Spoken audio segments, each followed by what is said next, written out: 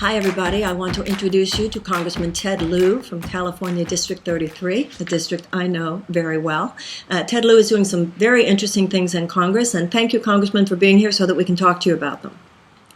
Thank you, Marianne, and it's a joy to be here, and it's great to be with you, and I want to thank you for all that you do for America and the progressive movement. Thank you, Ted. Thank you. Well, you're doing a great job yourself, and there are three things that I want to ask you about here today. First of all, I find your position on Apple fascinating. I see that you've come to Apple's defense. Please explain that. I think a lot of people are very confused. I'd love to hear your position and why it is that you're defending Apple on this issue.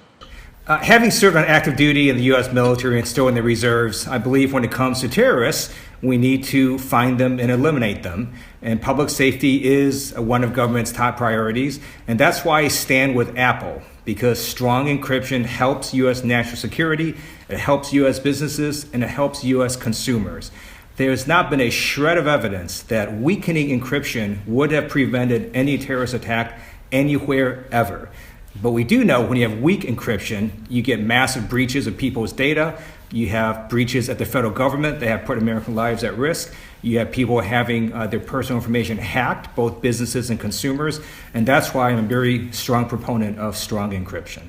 Yeah, I heard General Hayden on Bill Maher's show the other night. He, of course, was head of NSA and CIA, and he agrees with you, which I thought was fascinating and helped me understand a little bit more. In other words, what you're saying is that once they open a door, then anything can happen, correct? Yes, and here's the difference. It's not as if, let's say there's someone who wants to, let's say law enforcement wants to go and search your neighbor's home, your neighbor's a terrorist, and they want to weaken that lock. The difference is if they weaken that lock, they also end up weakening your lock and every lock on your street and everybody's locks across America. That's a problem with this case. If Apple would create this new software they don't have to weaken their smartphone encryption, then it could get in the hands of the wrong people, and then everybody's smartphone, at least iPhone, is going to be at risk. Before we get off the topic, I do have one question related to that. Some people are saying, what about Apple doing something with that one phone of those San Bernardino terrorists? Tell me your thoughts about that. If that was the case, it might be a little different, but keep in mind, after the FBI said that exact argument, it's just about one phone, one case, we learned through subsequent news articles that it's about multiple phones and multiple cases. And in New York, the judge just came out and basically denied the FBI's position because they're really relying on a law passed in 1789 to do this. Right. And I believe that this is a discussion the American people, stakeholders, and Congress should have, not an unelected judge interpreting a law passed in the 18th century. Well, I agree with you, and thank you for standing tall. Here's another one you're doing really great stuff with, and that's criminal justice reform. And you've introduced a bail reform bill. That's wonderful. Please tell us about that. So our criminal justice is in deep moral crisis. Over 450,000 people are sitting in jails and prisons, not because they have a conviction, but because they can't post bail. It's basically criminalizing poverty. Those who can afford to pay bail are walking in the streets, and those who are too poor to do so are sitting in jail, and this can really wreck someone's life. We've heard these horror stories of people who've had to drop out of work, not care for their children, drop out of school because they were in jail for several weeks to months because they don't get a bail hearing. And this is something we're trying to eliminate. Washington, D.C. moved to a different system where they do a risk assessment. So if you're crazy or dangerous or you're a flight risk, you don't get to leave jail at all. You can't do anything, you're stuck. But if you're not a flight risk, you get to go. That's a much simple, more refined system, and they have a return rate about the same as jurisdictions that have bail, but we're not wrecking people's lives and not putting them in prison and jail when they have been convicted of anything. I do have a question about that, which perhaps you can't answer.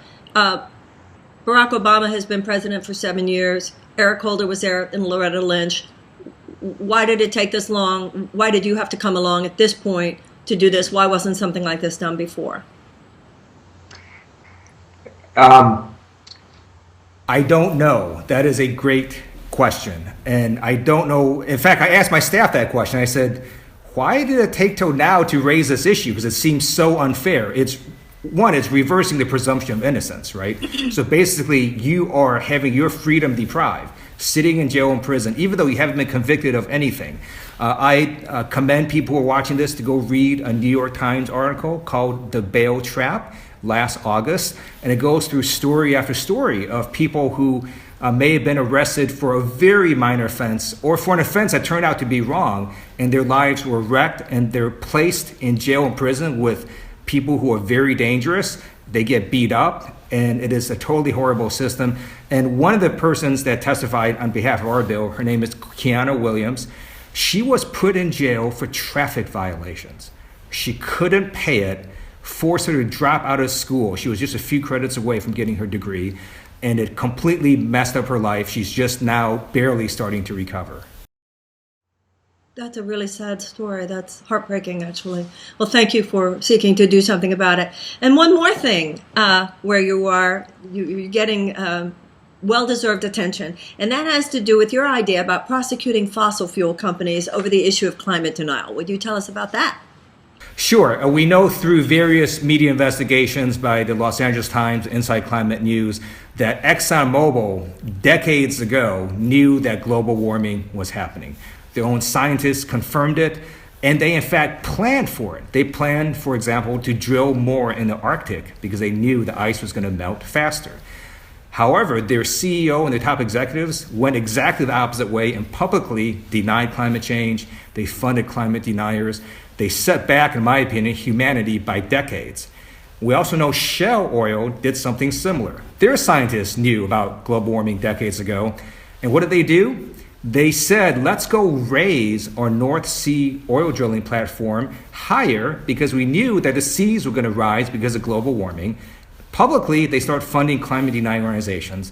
And this reminds me of what tobacco companies did. They lied to the American public in order to sell their product, tobacco, and it was causing harm.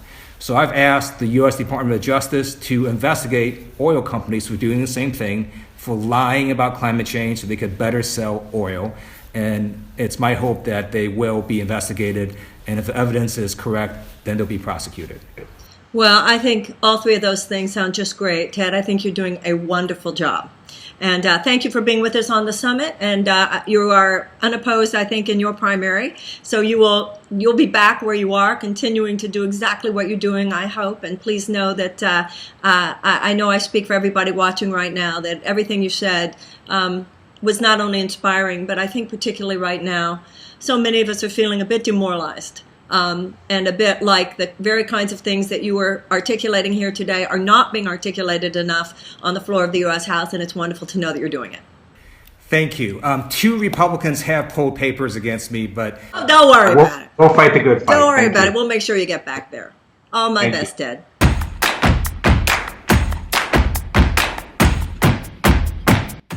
Okay, everybody, I have a great woman to introduce you to. Her name is Carol Shea Porter. She's running in New Hampshire District 1.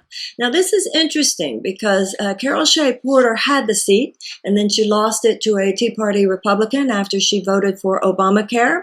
Then she got it back, and then he got it back, and now we need to get it back for her again. Good news is she's running unchallenged in her primary, but we really need progressives to know because this push-pull between the right-wing Republican that is happening here between the right-wing Republican and the progressive Democrat is something that we all want to know about so we can support it. So, Carol Shea Porter, welcome. Thank you for being here.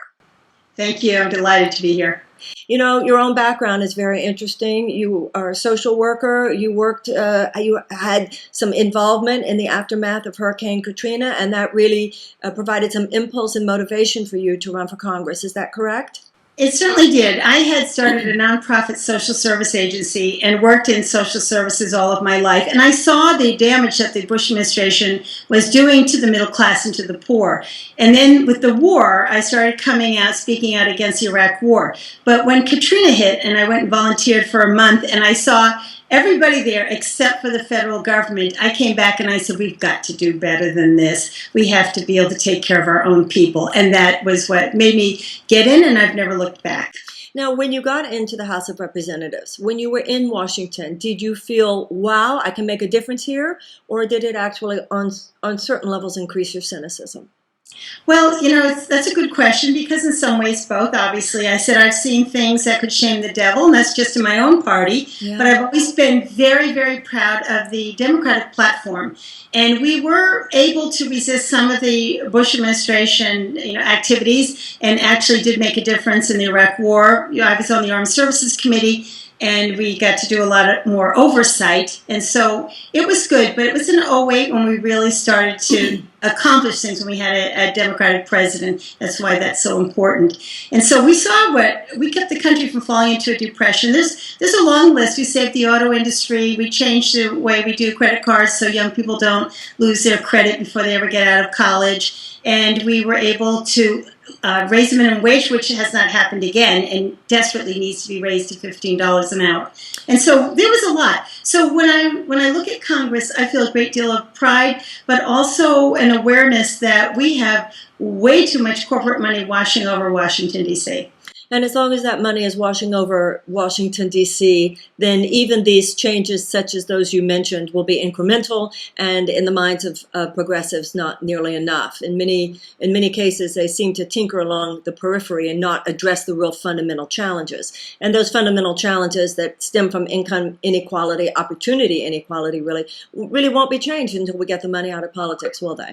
No, they won't be changed. You're absolutely right. But the other part of all this is that we have to get the House back because we were actually making great progress in a pretty progressive platform. Of course, we wanted more because there's so much more to be done. But after we lost the House in 2010 to the redistricting, we're going to be struggling along until we get it back again. And that's why progressives need to come out and vote. And they need to talk to other people about voting. Well, I certainly agree with you, and this is not a but, this is an and. Many progressives feel you did have the House for those 2 years. I'm not saying you were there, although actually you were. So the session I'm talking about where Obama did have both houses. So when you say to progressives, we just need to get the House back, I know you can appreciate that progressives think it's not quite that simple, and a lot of progressives aren't signing up to do that if all that it's for is to go back to the, in too often cases, corporate-leaning direction that sometimes the Democratic Party takes. You yourself talked about things that could shame the devil that you saw even within your own party. Yes. And I agree with what you just said, that the incremental changes is painful and it's not enough. People are in desperate situations across this country. In 2006, I said that the middle class is stumbling, the poor have fallen. I could see the changes and I know that there's so much work that hasn't been done. And I think a lot of times what we see is too much fear, too many polls, too much caution. If you're in Congress, as I said to people, they said, why did you vote for healthcare when you knew that would be a problem? I said, why be there if you're not going to make a difference? On such a level. Right. There's so many headaches that come with it, as you know, and it's a crazy job. And why be there unless you plan to make a difference? And you can't make a difference unless you speak up. And so we have to be more assertive, and we need more progressives in Congress, period. I think that no matter what our career is, whether it's political or any other, the most fundamental questions are ethical ones. The most fundamental questions get down to courage and get down to our standing on the principles that we purport to believe in. It's interesting, Carol, because I was watching, not that I look to the corporate media to guide my perspective on anything going on, but they were talking last night being the Super Tuesday, the states that voted to Super Tuesday in these primaries. We're talking about how the country seems to be taking, according to polls, a more liberal direction. And that's exciting. That's a good thing. Don't you think it will give you a more fertile ground once you're back? I think it's a very good thing. I think what has happened is that people they knew that they were in trouble. They knew that they didn't have enough money to pay their bills. And as I used to say, little money left for pizza on Friday night. They felt the squeeze. It's hard for them to educate their children. It's very difficult for this generation to launch and get houses and, have the career paths that we had. So they've known that. But I think it took a long time for people to reach the point where they're saying, no, we're not going to have representatives that don't fight for us. And also, I think a lot of, and this is where we get to the progressives versus the corporate, even Democrats, a lot of people knowing that a lot of the people who claimed to actually address the problem are talking about things that many of us do not feel address the fundamentals. You know, when you were talking just now about people thinking, but I don't have money for a pizza on Friday night. As you well know, it's so much worse than that. I don't have the money to start my own website so that I myself can get in the game and be part of the free market and be entrepreneurial because of things such as my college debt and absolutely. They are squeezed to the point where they just can't squeeze them anymore. And you know, CNN Money reported in '08 or '09, I think it was a GAO report, that 2/3 of U.S. corporations paid zero federal income tax. Now, here's the issue. You know, they keep saying we have the highest corporate tax in the world, which is not true. But I say the other problem about it is it's treated like it's merely a suggestion. Right. And we need to enforce this. We need to make sure that they actually pay their fair share. This country is not broke. I mean, you can drive around and you can see that some are not broke at all. It's a question of whether it's fair, whether we are changing our tax structure so that the corporations actually pay their fair share. I love what Warren Buffett is saying, you know, about the Buffett rule, that why should he get a better deal in terms of percentage than his secretaries do? This is just wrong on every level. And so I think America is now ready for that change. They understand what is wrong. They know that for too long we've had too many lobbyists. I'm proud to say that I don't take any corporate PAC money or DC lobbyist money, and I never have, because I think nor would they want to give it to you, which is a good sign. Yeah, it's the root of the problem. So, you know, I was proud to march with Larry Lessig and the New Hampshire Rebellion. I have to say I didn't march as far as they did, but I marched in freezing cold weather. I just appeared at a panel with Congressman John Sarbanes, a friend of mine, to talk about this. And I'm thrilled because I actually started following that right from my first campaign. And so I'm thrilled to see that people are rising up and saying they do not want corporations to decide our tax policy anymore. Everybody needs a place at the table. And what's been missing at that table is the middle class and the poor. And you know the saying, if you're not at the table, you're on the menu. I did not know that saying, but it's a good one. And I myself, several weeks ago, was in New Hampshire speaking at the New Hampshire Rebellion. Have worked with Larry Lessig and totally agree with you. Carol, I certainly hope and I assume you're going to get back there. You're going to be in the U.S. House of Representatives. I hope you will carry your fire with you. And I hope that when you are there, and when you are there as a member not only of the House, but as a Democrat, that you will remember how many progressives are looking to you, not to give in, not just to Republicans, certain Republican policies, but to certain corporatized and corporate-backed policies, even within the Democratic Party. I think with this election cycle, progressives, not just Democrats, but real progressives are finding their voice in a whole new way. And I hope that this voice is of great support to you in this campaign and will continue to inspire you and support you as you move forward. I'm sure you're right. And I've always been proud to call myself a progressive, in spite of the fact that, you know, the numbers are sometimes against me in a district that's Republican. I'm very proud to say that I'm a progressive, because what does the word progressive actually mean, right? It means progress. It means going forward. Everybody should be proud of that. Carol, you sound great to me. Any final words, or do you think you've covered it all? Well, I think I've pretty much covered it, but I just want to say that I'm proud to have been a community organizer. I think that we carry those values to Washington, and we tell those stories about the people that we've met, and we've heard their cries, and it's possible to change Washington. I'm forever optimistic. People say, how can you do that again? Because you can't not, because people are counting on us to bring the change, and I believe we can. So, eternal optimism. As a social worker yourself, as someone who's been a social worker who worked with people in the aftermath of Katrina, I know that you know from experience, once you've been up close and personal with the suffering of other human beings, you're imprinted by that memory and you can never forget it. And the fact that you have that in your heart and in your soul and in your gut is good news for America. And I hope you get back to the House. Thank you. I'm honored to be here. Thank you again.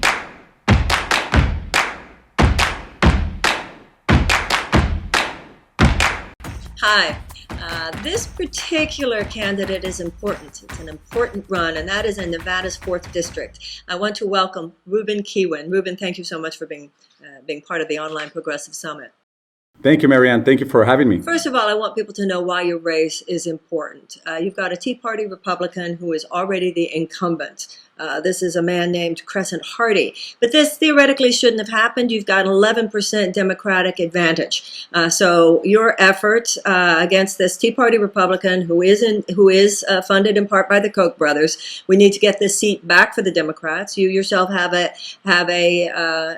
pretty intense primary battle between two progressives, and so progressives need to be looking at this race and listening to both of you. Your primary date is June 4th. So I'm very glad to have this opportunity to let people around the country know about you, about the race that you're running. And I want to start, you were born in Mexico, is that correct? That's correct. Tell me about that. Tell me about your childhood. Tell me about the path that you've taken to get to this point where you're running for the U.S. Congress. Yeah, so I first of all, thank you for the invitation to interview here with everybody, and hello to everybody. I was born in Mexico, and I came to America when I was 8 years old. And my family, like many other immigrant families, came here in pursuit of the American dream. We came here so we could someday own a home, have a car, a good paying job, be able to get a good college education. My parents sacrificed everything that they had to give us an opportunity at that American dream. And today my family has achieved that American dream. We're the embodiment of the American dream, that if you come here, you work hard, you sacrifice, you play by the rules, and you take advantage of all the opportunities that this country can only offer, that you can someday be a state senator and maybe run for United States Congress. And so for me, today running for Congress, it's personal because I believe in the American dream. I am the American dream. And I believe that we have to protect and preserve that American dream for generations to come. What is your job right now? So I worked in higher education for over 10 years. I was a college recruiter, academic advisor, and counselor. And when I decided to run for Congress, I went into the private sector. And so now I work for a public relations firm based out of downtown Las Vegas. What made you want to do this, Ruben?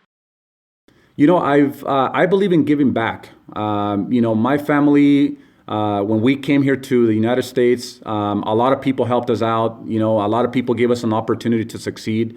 And I feel it's my responsibility today to be able to give back to the country that has given me so much, that has allowed me this opportunity to be where I am today. And so for me, it's more about public service. It's not about money. It's not about having a fancy title. It's not about having more power. And if it's about power, it's about using that power to help others. But unfortunately right now, you're seeing a Congress that's controlled by the wealthy and the elite, people that don't look like myself, people that don't look like my family.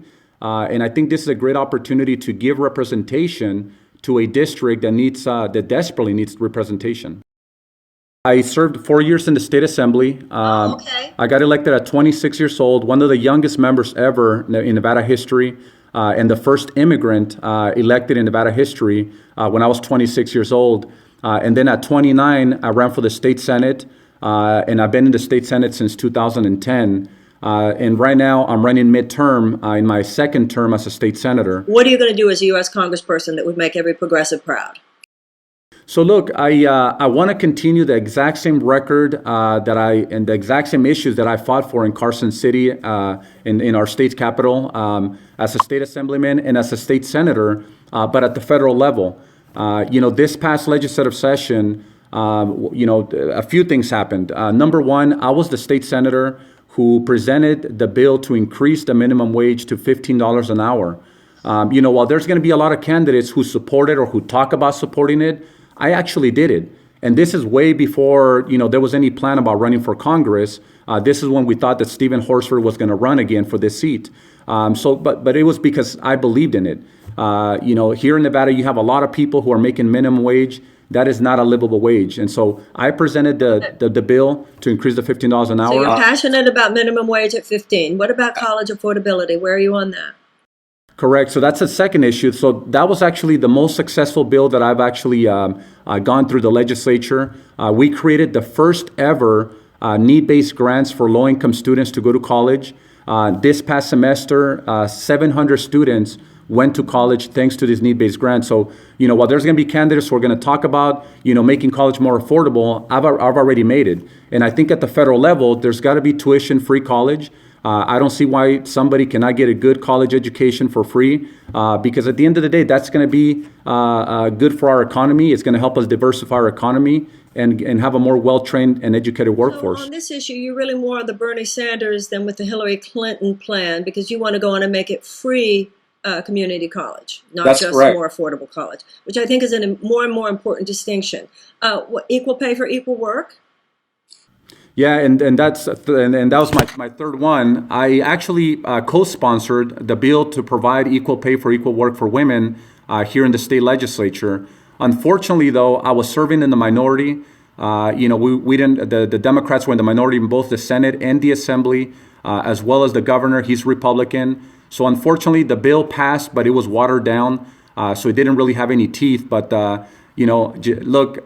And I think this is why this race is so important here in Nevada, because not only is it going to help us take a seat back in Congress for the Democrats, but it's also going to help increase turnout so we can take the Senate back in the Assembly and we can be able to pass equal pay for equal work, if not at the federal level, at the state level at least. How are we going to get the money out of politics, Ruben? I think we have to overturn Citizens United, the ruling. I think that's number one. And how do you see doing that? I mean, outside a constitutional convention or bringing it up again when there are new judges on the court, and we have no idea which way the presidential election is going to go, so we don't know how that direction is going to go. Right. Outside a constitutional amendment, there is no overriding Citizens United, certainly on the part of Congress. What do you think the best path is to that, and what would you have a constitutional amendment say at this point? So look, right here at the state legislature level, we've actually required more accountability from big corporations when they're filing their contributions. We've put a limit as to the amount that they can contribute. So we've actually already done here at the state level, we put a limit as to how much money big corporations could put in. And look, somebody like myself who comes from an immigrant family, my mom is a housekeeper, my dad was a farm worker in the fields of California. I cannot compete against the Koch brothers, right? I can't compete against the Sheldon Adelsons of the world. And so I think that's why it's important to elect somebody who actually understands the plight of the people, somebody who actually comes from the neighborhood here, and somebody who grew up in the same neighborhood that can actually push back on those big corporations. Because look, this seat is not for sale. And when we get elected, when we win this race, we're going to send a big message to the big corporations that just like you couldn't buy this seat, you can't buy politics in America. Well, I respect that, and I certainly pray that you're correct. That's all I can say on that one. Now, we're either going to have a Democratic president, in which we're going to need all your support, or we're going to have a Republican president, in which case I think there's going to be a lot to resist. Like you said, you have a four-way race. Why should progressives be supporting you in this primary? Well, look, I'm friends with all my primary opponents. I have nothing bad to say about any of them. I think any of us will be much better than the incumbent Crescent Hardy. The incumbent Crescent Hardy is a right-wing Tea Party who is close friends with the Bundy family. You're seeing this standoff in Oregon. So the Bundy family lives in this congressional district. And the current congressman has stood in solidarity with them in the past during the 2014 standoff here in Nevada. So this guy, and not only that, but he expressed his support for Donald Trump as well. Oh, really? So he's an endorsed. So the man who is now holding the seat has endorsed Donald Trump. Well, he has said that he will support him if he gets the nomination. And he also said that Donald Trump is getting so much popularity because he speaks the truth. Now, both you and I know that a sitting congressman has the ability to stand up and say, no, the things that he's saying against Mexicans, against Muslims, against women, against gays, is not right. So the point here is that any of us here are more qualified than the incumbent. But I will tell you this, though, Marianne, I have a track record of getting things done. I have a track record of winning elections. This is going to be my fifth election. I've never lost an election. Every election we've won with over 60% of the vote. And again, my record in Carson City speaks for itself. For college affordability, equal pay for women, raising the minimum wage. And so look, for me, it's not because these are talking points. It's not because somebody gave me a sheet and says, hey, if you say these things, they'll sound good to Democrats. For me, it's a passion because I have lived it. My family has lost a home to foreclosure. We've been unemployed. I've been on minimum wage myself. I've been unemployed myself. It's demoralizing. And I think when you feel the plight of the people and when you've seen firsthand what some of these big corporations or how these big corporations take advantage of middle-class families, you feel the passion and you feel you want to push back. And for me, I feel that serving in Congress is going to be a way for me to fight back. Well, I very much appreciate the graciousness that you show to your primary opponents, and you certainly have convinced me, and I'm sure all of us listening, why it's important that we progressives keep a big eye on your seat. I wish you the very, very best. I hope that your primary is happening on June 4th, but it's not that 14th. far away. I'm Yes. glad that the summit is able to give you some of the national exposure that you deserve and that every candidate needs. I wish you the very, very best, and we will certainly keep watching your race. Thank you, Marianne, and thank you to everybody. That's it for this episode. I hope that you enjoyed these interviews and that you will continue to be with us for this Progressive Online Summit, that you will continue to meet the candidates who can make the difference. We'll help them so they can help us. Thanks.